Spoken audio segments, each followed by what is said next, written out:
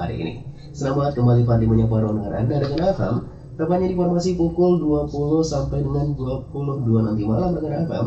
Namun 1 jam ke depan kita ada talk show bersama dosen UINSARA Kota Padang Sidimpuan. Dan alhamdulillah dengan FM, kedua narasumber kita di malam hari ini sudah hadir di hadapan Fadli. Langsung aja Fadli sapa dulu ya. Selamat malam untuk Kak Indah. Ya, selamat malam. Iya, gimana kabarnya Kak Indah? Alhamdulillah baik. Oke, jadi Kak Indah tadi perjalanan ke sini ada kendala nggak sih? Alhamdulillah enggak ya, walaupun sekarang lagi musim hujan ya. Alhamdulillah waktu kami datang ke sini tadi nggak hujan. Jadi kayaknya dirahmatin sekali gitu ya perjalanannya gitu ya. Ya, syukurnya. Dan di sampingnya sudah ada Kak Ida ya, rekan FM ya. Halo Kak Ida, selamat malam. Selamat malam Fadli. Iya, gimana kabarnya Kak Ida? Alhamdulillah. Oke, pertanyaan yang sama Kak Ida ya. Kayak mana tadi perjalanan dari rumah ke studio gitu? Alhamdulillah, kakak dijemput sama Kak Indah, ya kan? Alhamdulillah cuacanya bagus ya, rame tadi di jalan. Iya, jadi rahmatnya double gitu ya Kak ya. Iya. Oke deh, rekan FM, itu dia kedua narasumber kita di malam hari ini rekan FM. Ada Kak Indah dan Kak Ida di malam hari ini. Namun Fadli mau nanya dulu nih, Kak Indah apa sih yang akan kita bahas di malam hari ini? Oh, materi kita pada malam hari ini kita ingin membahas tentang perbedaan antara belanja online dengan belanja offline. Jadi mana yang hobi shopping ya? Mama biasanya hobi shopping. Iya, mama atau sebagian bapak-bapak belum bisa online gitu ya, apalagi belanja sayur. Jadi rekan-rekan FM di sini buat rekan-rekan FM yang hobi shopping ya atau belanja, kita akan membahas tentang belanja online versus belanja offline ya. Dan di edisi kali ini tentu saja ini adalah habit sekali ya, karena ini mau dekat-dekat dengan gajian gitu ya. Masih lama. Kayaknya sudah persiapkan schedule apa yang mau dibelanja. Oh iya. Oke deh, jadi langsung aja kita ke pertanyaan pertama rekan FM ya. Apa sih Kak yang dimaksud dengan belanja online dan offline gitu? Nah, jadi kalau secara garis besar belanja online dan belanja offline itu terletak pada kalau online itu kita tidak bisa bertemu langsung dengan konsumen. Iya. Tapi kalau belanja offline itu kita bisa bertemu langsung dengan konsumen. Tapi di sini ada secara teori ya, online shopping atau belanja online via internet adalah suatu proses pembelian barang atau jasa dari mereka yang menjual melalui internet atau layanan jual beli secara online tanpa harus bertatap muka dengan penjual atau pihak pembeli secara langsung. Itu secara teori ya. Nah, kemudian untuk belanja offline itu dapat diartikan sebagai memiliki bentuk fisik di mana orang bisa langsung datang untuk membeli berbagai barang kebutuhannya. Nah, itu perbedaan antara belanja online dan offline. Nah, di sini saya ingin menjelaskan bahwa ada tahapan-tahapan dalam belanja online. Kayaknya Fadli udah sering lah ya belanja online. Fadli sendiri gimana? Lebih sering belanja online atau offline? Dulu pernah, sekarang sudah tobat. Soalnya aplikasinya terlalu memberikan kenyamanan gitu ya. Oh iya, banyak cashback ya. Iya, bener banget, banyak free ongkir juga yang menggoda iman gitu ya. Akhirnya kantong kering gitu. Nah, oke. Jadi di sini ada beberapa tahapan dalam belanja online. Yang pertama itu biasanya konsumen itu melakukan visiting atau search atau mencari ya barang yang ingin dibutuhkan. Calon pembeli pertama-tama mengakses situs e-commerce atau mungkin bisa dari sosial media.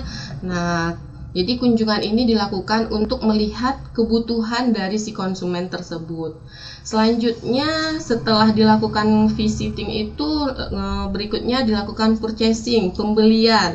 Nah, setelah seorang melakukan kunjungan atau pencarian menemukan produk jasa yang cocok, kemudian akan melakukan pembelian. Nah, jadi di sini nih ada dua hal yang melatar belakangi seseorang melakukan pembelian. Ada memang karena seseorang itu butuh, namun ada juga karena seperti yang Fadli bilang tadi, karena tertarik dengan promo yang ditawarkan oleh e-commerce. Nah, kemudian yang ketiga itu adalah multi-channel shopping, yaitu fitur yang disediakan oleh situs e-commerce dalam bentuk penyediaan berbagai macam jalur atau cara pembelian bagi konsumennya. Nah, jadi ada berbagai cara selain dari e-commerce, ada dari Instagram, ada dari WhatsApp, nah ada dari Facebook ya, TikTok, dan lain-lain sebagainya. Iya, jadi itu untuk yang tahapan-tahapan untuk belanja online-nya ya, Bu ya? Iya. Oke deh. Di sini Kak, untuk ininya Kak, apa saja sih keuntungan yang kita dapatkan saat kita melakukan belanja online? Nah, jadi kalau kita belanja online itu ya, yang pertama hemat tenaga dan waktu ya, pastinya. Jadi kita bisa sambil tidur, sambil lagi nonton, kapanpun kita, anytime lah, kita bisa mengakses e-commerce. Terus kemudian jangkauan pasarnya itu luas kalau kita belanja online. Bahkan kita bisa belanja itu sampai ke luar negeri. Ya, bahkan kadang kalau beli misalnya kayak beli casing handphone, kabel itu kan kita sering belinya ke luar negeri karena harganya jauh lebih murah daripada kita membelinya itu di dalam negeri. Kemudian keuntungannya itu pilihan barangnya itu banyak. Nah, kalau misalnya di offline kan hanya terbatas. Contohnya di sini kayak Kesang Gumpal Bonang itu kan pilihan barangnya terbatas. Tapi kalau di online tidak, kita bisa mengakses seluruh dunia lah ya. Nah, jadi kita bisa membeli apapun yang kita butuhkan. Kemudian yang keempat itu lebih mudah mencari barang. Nah, seperti yang saya jelaskan tadi, karena pilihan barangnya itu ada banyak. Pembayarannya lebih praktis kalau kita melakukan online. Karena apa? Ada m-banking, ada e-commerce ya kan. Nah, langsung top up ShopeePay, top up Dana, OVO. Terus selain itu dalam belanja online itu banyak promosi, diskon, gratis ongkir, cashback, apalagi ini akhir tahun ya kan, akhir tahun ke awal tahun biasanya di situ promo ongkir, gratis ongkir, promo cashback itu sangat banyak. Nah, kemudian kalau kita belanja online kita bisa mencek review produk. Nah, jadi kan kalau kayak misalnya di Shopee itu kita bisa ngelihat kenapa sih si konsumen itu memberikan bintang 1. Nah, kenapa konsumen memberikan bintang 2. Jadi kita bisa membaca review dulu sebelum membeli suatu produk. Nah, kemudian yang terakhir itu kita bisa mencek reputasi penjual. Nah, jadi kita bisa melihat kira-kira penjual ini reputasinya bagaimana, layak nggak produknya itu untuk dibeli. Oke, jadi itu dia kelebihannya ya rekan FM ya. Di balik kelebihan pasti ada kelemahan. Ya. Jadi untuk kelemahannya sendiri banyak nih pastinya ya, ada juga gitu ya, walaupun banyak banget mungkin ya rekan FM ya. Pasti ada kelemahan dari belanja online. Kira-kira apa aja sih Kak kelemahan dari belanja online tersebut? Nah, biasanya kalau kelemahannya itu tidak sesuai ekspektasi ya. Kayak lagunya Oke, ya kan? Tidak sesuai sama fotonya. Nah, kan kadang mungkin bisa dipengaruhi oleh faktor pencahayaan mungkin ya kan? Atau mungkin bisa faktor lain lah efek yang terlalu sadis. Efek yang terlalu sadis. Ya, bisa seperti itu. Terus tidak bisa mencoba dan melihat barang secara langsung. Nah, ya gimana kita mau mencoba secara langsung kan, orang kita pembeliannya secara online. Terus kita menjadi pribadi yang konsumtif. Nah, karena lebih boros, karena kita bisa belanja kapanpun kita mau. Kemudian yang keempat itu rawan kasus penipuan, seperti misalnya kayak ditransfer nih tiba-tiba yang produsennya itu kabur atau ada pemalsuan bukti transfer, kan sering terjadi hal-hal yang seperti itu. Kemudian resiko hilang dan rusak saat pengantaran. Nah, kalau ini udah seringlah kita dengarkan berita misalnya GNT yang kargo GNT yang kebakaran, kargo JNE yang kebakaran. Nah, memang mungkin ada sebagian produk yang memiliki asuransi, tapi kan tidak semua produk itu memiliki asuransi. Nah, yang terakhir mungkin yang paling sering dirasakan, yang paling banyak dirasakan sama konsumen itu adalah pengiriman yang lama. Nah, jadi kalau kita belanja online itu pengirimannya bisa lama, apalagi di momentum misalnya 10-10, 11-11, 12-12. Kayak saya lah sebagai konsumen itu mau kadang kita sampai 2 minggu barangnya baru nyampe. Itulah kira-kira kelemahan dari belanja online. Oke, jadi itu dia untuk belanja online ya rekan FM. Di balik indahnya shopping ternyata ada kelemahan dan kelebihan juga. secara online ya. Iya. Dan di sini kita akan bahas dulu yang untuk offline, Bu. Jadi tadi udah kita bahas tentang yang online ya kan. Soalnya kalau nggak Abdul juga online-nya dibahas, offline-nya nggak gitu ya kan. Jadi apa aja sih kelebihan dari belanja offline? Nah, kalau kita melihat kelebihan dari belanja offline itu, kita bisa meraba dan melihat langsung barang yang mau kita beli. Contohnya kayak kita nih pergi ke Sanggumpal Bonang, kita mau beli baju. Yaudah, kita bisa melihat baju itu secara langsung. Kita bisa pegang bahannya bagaimana, cocok nggak sama kita, nyaman nggak sama kita. Nah, kemudian kepercayaan konsumen itu tinggi karena langsung melihat dari produk tersebut. Ya, kalau misalnya nggak cocok, tinggal nggak jadi beli kan gitu. Kemudian yang ketiga, antara pihak konsumen dan produsen itu memiliki hubungan yang erat. Jadi kayak kalau bahasa di kita mungkin langganan ya, ya kan, kalau ada langganan dikasih diskon, nah gitu. Oke, kemudian konsumen bisa melihat stok persediaan. Kalau di toko offline kan misalnya kita nggak cocok nih warna yang Tosca, mungkin kita mau warna yang lain, bisa dicoba langsung, terus bisa kita lihat stoknya. Kemudian tidak perlu repot melakukan pengiriman. Nah, tidak perlu repot melakukan pengiriman karena ya habis kita coba bisa langsung kita beli, kita bawa gitu kan. Dan yang terakhir, meminimalisir terjadinya penipuan. Ya, kalau misalnya langsung kan bisa langsung bayar cash, jadi meminimalisir adanya penipuan. Iya, mengurangi kesalahan juga ya, misalnya salah ukuran gitu ya. Iya, salah ukuran bisa. Kadang kan kayak jilbab, hijab yang digunakan perempuan, kadang kan ada warna tertentu yang cocok di mukanya. Nah, itu juga bisa. Testimoni gitu. Ya. Langsung aja datang ke tokonya, langsung pakai jilbabnya, langsung ganti gitu ya, Bu. Iya. Iya sih. Itu dia kelebihan untuk belanja offline. Rekan FM, kamu yang mana nih?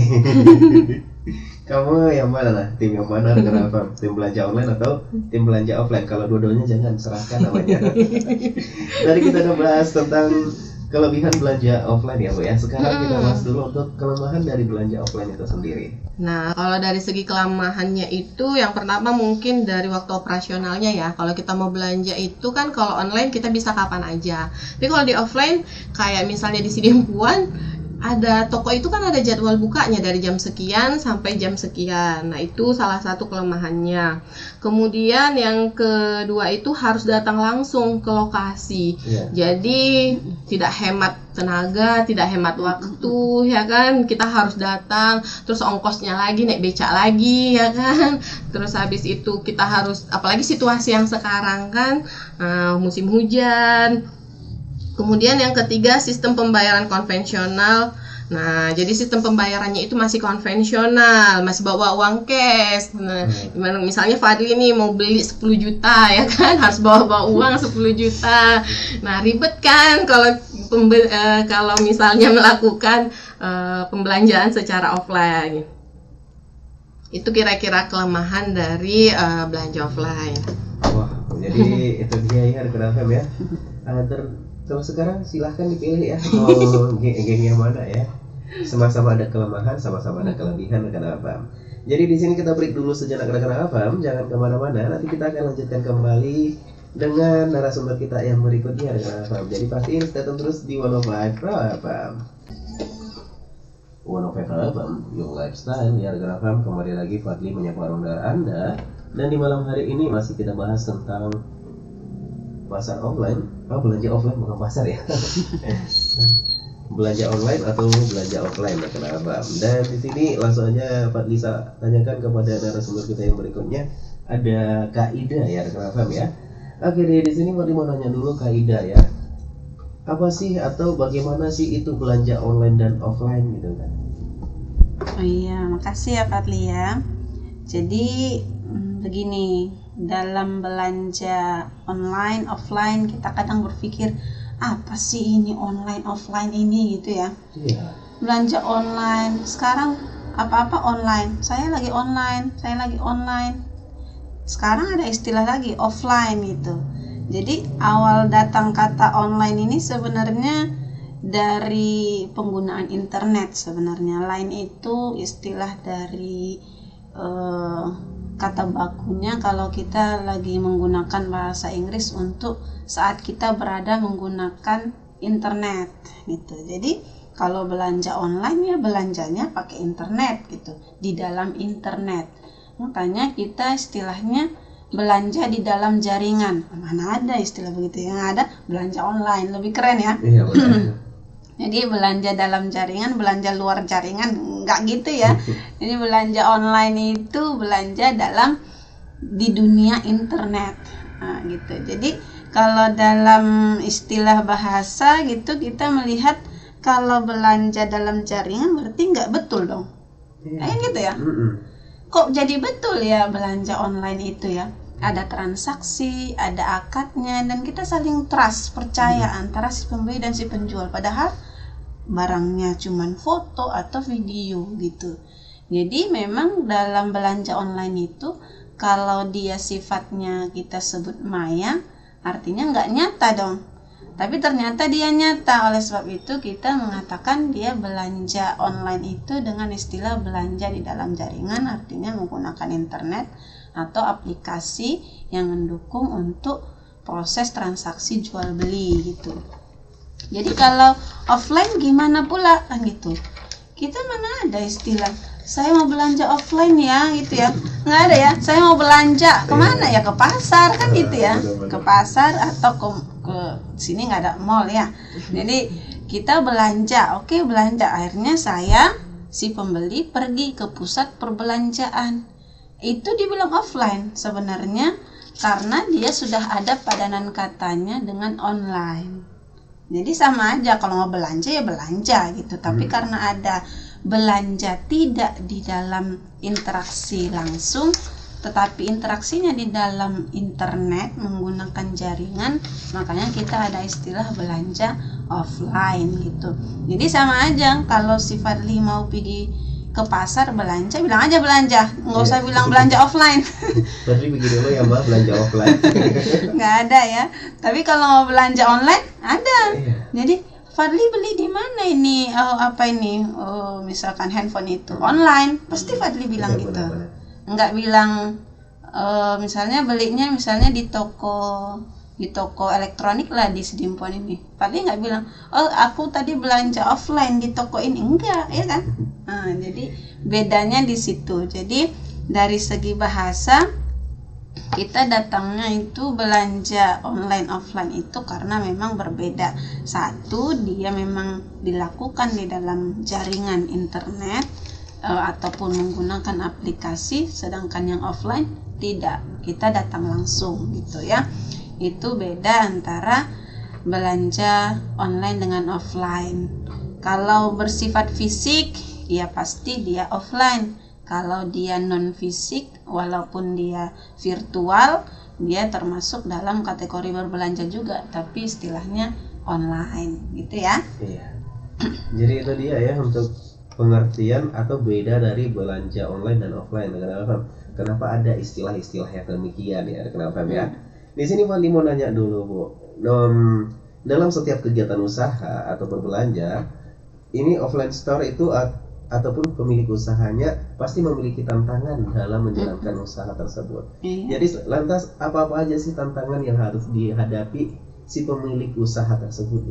Iya, kalau kita belanja online dengan offline gitu ya, sama macam tadi sudah dibahas sama Kak Indah, apa sih kelemahan dan kekurangannya gitu ya. Mungkin ada tambahan dari kakak sedikit gitu ya. Kalau yang online itu biasanya kita lebih nyaman gitu ya, sambil rebahan, tiduran, udah check out gitu ya. Kepencet check outnya nggak sengaja, jadi belanja. Lebih nyakar saking nyamannya gitu ya. Terus dia nggak ada kontak fisik gitu ya. Sebenarnya awal mula kita tenar dengan belanja online ini karena memang social distance yang COVID itu ya. Memang yang paling berdasarkan data statistik kalau saya tidak salah itu di tahun 2015 itu kenaikan transaksi belanja online kita itu hampir 13 triliun gitu. Jadi memang drastis dia naik di beberapa tahun terakhir ini, apalagi didukung dengan adanya himbauan tidak keluar rumah gitu kan. Jadi mau beli minyak goreng pun ibu-ibu belanja online gitu ya. Mau masak online, mau sekolah online, semua online. Jadi memang karena udah ada aturan kita nggak boleh keluar gitu kan, dan sekarang berlanjut efek dari itu semuanya, makanya dia online itu kontak fisiknya sedikit, akhirnya ya namanya juga nggak jumpa. Kalau kita jumpa kawan, kita ibaratkan gitu kan, pasti cerita-cerita. Kalau yang online kan nggak ada kontak fisik ya, jadi mudah kita membelinya gitu. Terus kalau di belanja online itu kita bisa banding-bandingkan harga. Jadi kalau toko A misalkan untuk satu kaos oblong gitu ya harganya 50.000 gitu, kita bisa pergi ke toko lain gitu kan, nengok berapa sih harganya. Malahan nggak cuma satu toko perbandingan kita, banyak. Tapi coba kalau kita kegiatan membanding-bandingkan harga ini di toko offline, malah kita nanti nggak usah kau beli katanya, nanti sana aja kau beli katanya kan. Jadi nggak bisa, nggak senyaman itu belanja online, nggak belanja offline itu. Terus yang terakhir dia ini adanya adaptasi teknologi. Jadi belanja online ini membuat para pakar-pakar digital ini berpikir keras kayak mana caranya supaya konsumen ini semakin nyaman membeli gitu ya, semakin banyak keuntungan yang diraup. Jadi banyak aplikasi-aplikasi belanja. Sampai sekarang kita sudah punya jaringan untuk membayar lewat e-commerce, jadi mobile banking selesai transfer gitu. Jadi kemampuan kita dalam teknologi juga dipacu dengan adanya belanja online ini. Terus kalau yang offline gimana sih? Apa sih tantangannya? Mungkin di fluktuasi pengunjung. Jadi ada naik turun pengunjung datang ke toko kita itu. Karena memang dia pas misal ya, kalau offline itu kan buka toko gitu ya, kadang udah 2 jam nggak ada pembeli gitu ya. Sampai nanti siang nggak ada pembeli, pas satu datang apa katanya, buka dasar gitu kan. Karena memang dia pengunjung itu nggak menetap, dan naik turunnya kadang memang di apa itu pas mau lebaran mungkin melonjak gitu ya, dan itu memang sudah budaya masyarakat kita itu. Terus ada lagi tantangannya itu mungkin di manajemen persediaan, seperti yang dibilang Kak Indah tadi. Mungkin tambahannya Kak Indah nggak cuma sedia barang aja, tapi uangnya juga mesti besar gitu ya. Apa namanya Kak Indah, modal gitu ya. Modalnya harus besar kalau kita buka toko offline. Iya. Kalau buka toko online modalnya cuma 100.000 katanya. Live aja, live TikTok, live Instagram, ya kan, nggak mesti sewa toko. Iya, ya jadi kan? Penjual sama pembeli sama-sama di dalam rumahnya masing-masing. Jadi nggak diperlukan ada manajemen persediaan yang memadai di dalamnya gitu. Walaupun memang kita selalu berusaha ngupdate diri ya untuk meraup untung yang lebih banyak lagi. Mungkin itu ya, Bang Fadli. Oke, jadi itu dia rekan-rekan beberapa kelemahan dan kelebihan dalam menjalankan offline ataupun online store rekan-rekan. Di sini Fadli mau nanya nih Bu, dalam setiap kegiatan berbelanja tentu dibutuhkan skill komunikasi ya kan, dibutuhkan teknik komunikasi yang baik dari penjual maupun pembeli. Jangan salah rekan-rekan, pembeli juga harus jago komunikasi dengan penjual biar harga anjlok gitu. Ya, jadi buat rekan-rekan ayo dong pandai-pandai lah belajar komunikasi gitu, biar nanti harganya bisa turun ya kan. Jadi di sini Fadli mau nanya sih Bu, bagaimana teknik komunikasi yang dibangun saat belanja online maupun offline? Iya, jadi teknik komunikasinya 2 arah ya Fadli ya. Terintegrasi antara si pembeli dan si penjual. Tapi keywordnya ada, dia mesti mudah dipahami. Satu, kemudian dia efektif, jangan bertele-tele, efisien. kemudian dia harus bersifat persuasif kalau dia si penjual. Kalau dia si pembeli mesti menarik. Nah, gitu ya. Jadi nggak boleh terlalu panjang gitu ya kata-katanya. Jadi kalau kawan-kawan ini pendengar semuanya kalau mau mulai usaha gitu ya, atau sudah ada usaha apalagi yang online gitu ya, pandai-pandai membuat video yang hanya 1 menit, singkat, padat, kalimat ajakan yang persuasif untuk mengajak kawan-kawannya membeli barangnya gitu. Efektif, efisien, mudah dipahami, menarik, persuasif. Dan satu lagi kita mesti ingat, pembeli itu bukan membeli karena butuh, tapi karena tertarik. Iya. Nggak butuh pun kalau kita tertarik kita beli. Ya, dan kadang Wadi juga kayak gitu. Wadi terjebak. Padahal nggak butuh-butuh amat, sampai barangnya di rumah. Ya Allah, ini buat apa? Gitu. Iya, memang betul. Nggak sih kayak gitu? Iya, itu dia. Makanya pandai-pandai kita teknik komunikasinya yang bagaimana. Jadi kalau kalimatnya yang bertele-tele nanti pasti kita skip iklannya. Apa lagi ini? Atau mau belanja offline, banyak kali ceritanya si penjual. Kadang kita, dia mau ngapain, mau ceramah atau mau ini gitu kan. Jadi lebih baik dia kalimatnya singkat, padat, mudah dipahami. Nah itu dia ya untuk keywordnya. Paling kalau untuk teori-teori komunikasi mungkin kita tahu ya kan, kita mesti pandai-pandai membuat kalimat yang efektif. Gimana caranya? Dulu belajar bahasa Indonesia, membuat kalimat yang paling efektif gitu. Tapi kalau dalam berkomunikasi di dalam dunia digital, kita mesti pakai istilah yang benar-benar menarik untuk didengar oleh teman-teman semuanya. Saya kadang suka itu dapat istilah-istilah sekarang itu dari potongan-potongan video-video. Apalagi sekarang muncul istilah-istilah apa namanya tuh, senggol dong, gitu ya. jadi pas ada iklan produk ini, jadi kita apa sih, ketarik gitu. Padahal cuman gitu. Dulu waktu musim-musim lagi bercanda, kita mikirnya kok bisa ya itu dibuat untuk menarik perhatian gitu, walaupun tidak ada hubungan dengan barang yang mau kita jual, tapi kok jadi kita tertarik nengoknya ya gitu.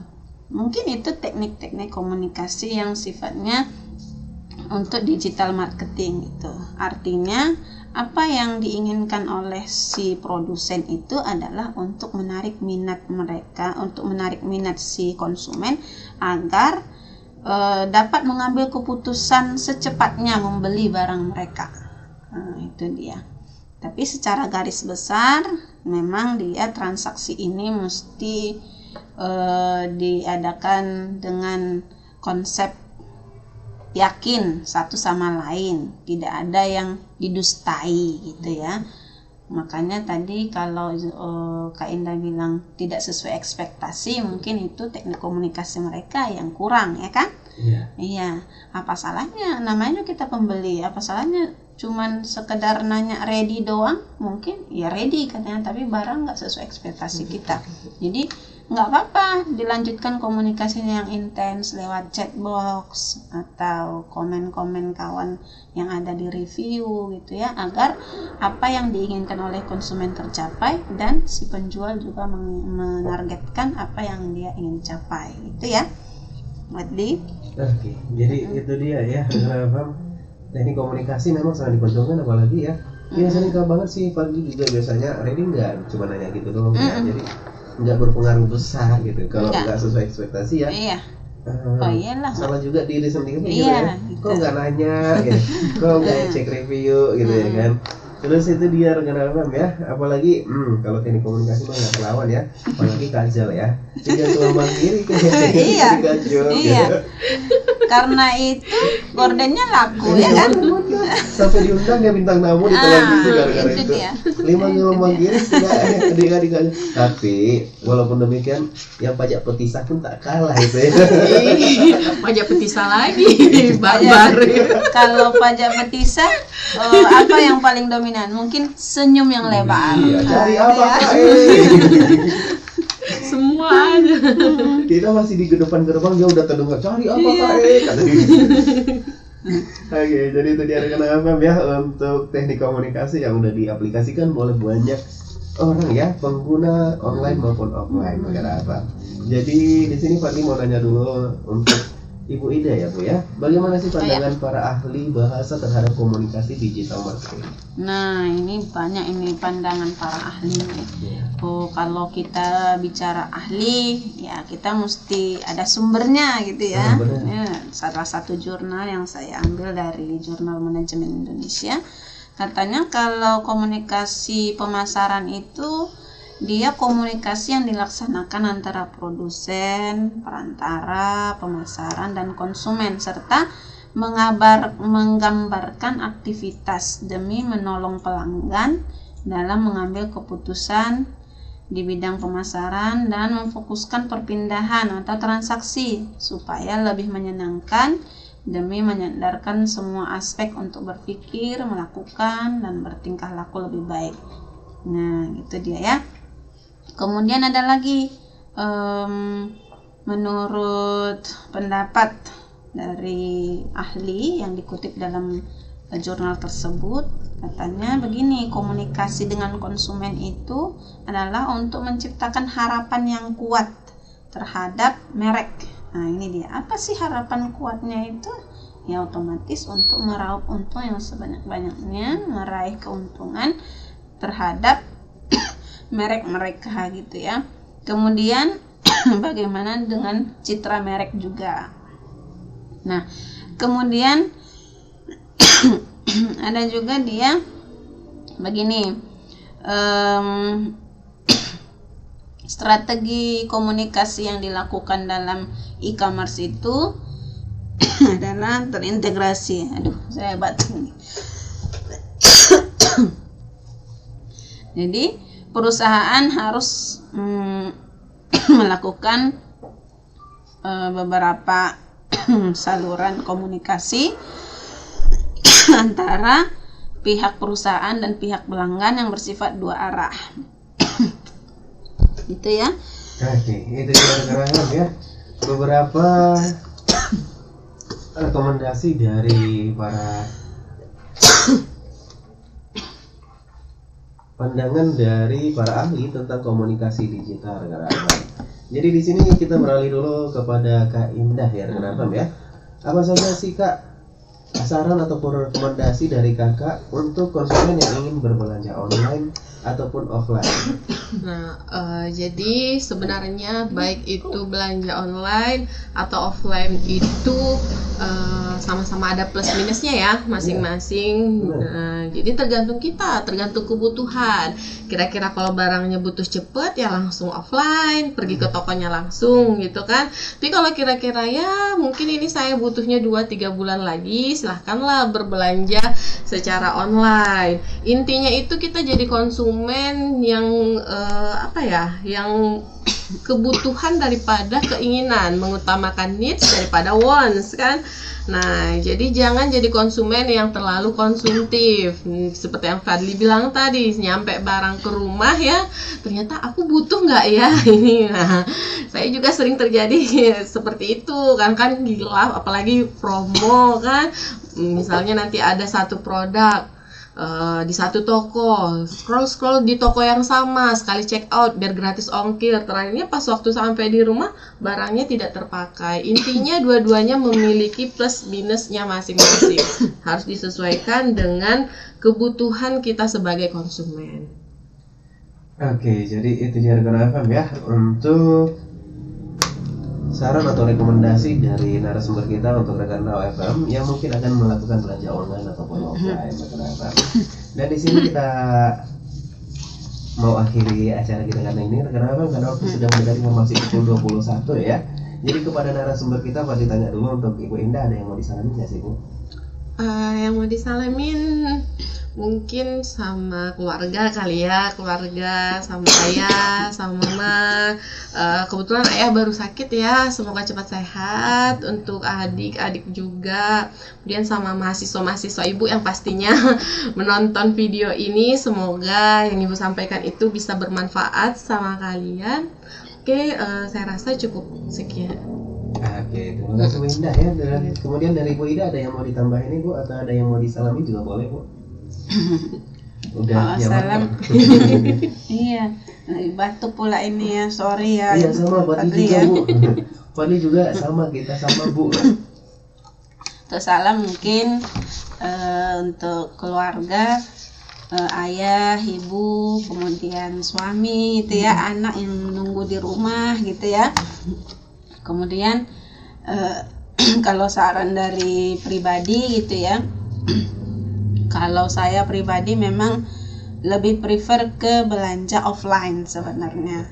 Kenapa? Karena memang ada kepuasan tersendiri gitu, melihat barangnya langsung terus dibawa pulang langsung bisa dipakai gitu kan. Kalau online saya takutnya nanti pas nungguin ya nggak suka lagi gitu. Berubah lama ya. Pikiran udah 5 hari nggak datang gitu ya. Jadi tapi kalau para sahabat semuanya mau belanja online, yang bijak belanja onlinenya, jangan sampai ketipu. Terus lihat reputasi tokonya, kemudian kita juga harus mengutamakan silaturahmi sebenarnya antara penjual dengan pembeli. Jadi kalau di online mungkin minim, tapi kalau offline ya bisa jadi keluarga besar jadinya kan. Ya mungkin itu aja ya Fadli ya. Iya, benar banget. Jadi saat ada kondangan dapat undangan. Iya betul. Oke deh teman-teman, karena waktu sudah mendekati informasi pukul 9 atau pukul 21 waktu Indonesia Barat, itu artinya kita harus mengakhiri edisi Talkshow bersama dosen Winsada di malam hari ini. Kenapa? Ya, makasih kepada kedua narasumber kita, dan kami doain semoga kita dalam lindungan Allah Tuhan Yang Maha Esa ya, kenapa ya, yang akan selalu melindungi kita semua ke depannya, kenapa? Dan tidak lupa juga Fadli mohon maaf apabila ada kesalahan kata, kenapa? Dan setelah kita diberi kesehatan ya Bu ya, karena kita sama-sama drop ini. Betul. Cuaca. Iya, cuaca belakangan ini agak lumayan ekstrim ya. Kenapa? Tetap jaga kesehatan juga untuk rekan-rekan yang ada di rumah ya. Kalau ada yang lagi batuk pilek sama kita senasib. Oke rekan-rekan, karena waktunya udah mendengar informasi pukul 21. Akhir kata dari kita, wassalamualaikum warahmatullahi wabarakatuh.